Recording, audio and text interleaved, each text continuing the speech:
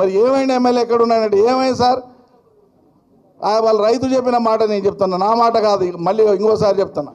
ఎక్కడున్నాడు ఆయన, ఏం చేస్తాడు, ఎక్కడాడు ఉంటాడు సార్? పెళ్ళి నీతోనైందంటాడు, కాపురం ఇంకొకరితోనైతుంది అంటున్నాడు, రండగాడు అన్నాడు.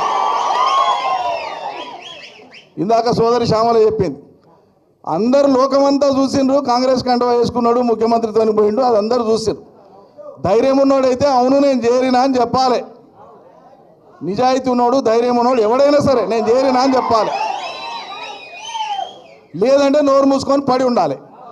మళ్ళీ ఏం చేసిండు, మొన్న మధ్యలో పోలీస్ స్టేషన్ పోయి కంప్లైంట్ ఇచ్చిండు, నాకు తెలియకుండా నా ఫోటో కాంగ్రెస్ వాళ్ళు పెట్టుకున్నారు అని చెప్పి ఆ ఫోటోని ఇచ్చి సుప్రీంకోర్టులో అఫిడవిట్లో పెట్టుకున్నాడు. ఇంత చాతగాని రండాలు ఉంటారు ఎవడన్నా? ధైర్యం ఉంటే చెప్పాలి, నాకు నచ్చలేదా నేను పోతున్నా అని చెప్పాలి.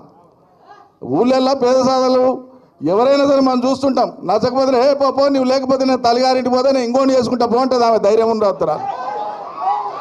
నీవు ఉండు నేను ఇంకోతో ఉంటా అంటారా ఎవరైనా? అంత అనైతికంగా ఎవరైనా ఉంటారా? అంత అధర్మంగా ఎవరైనా ఉంటారా? పద్ధతి కాదు కదా.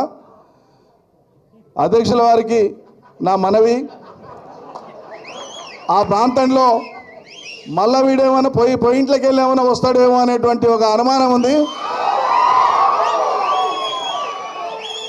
అది మీ మాటల్లోనే వారికి ధైర్యం ఇవ్వవలసిందిగా నేను కోరుతా ఉన్నా.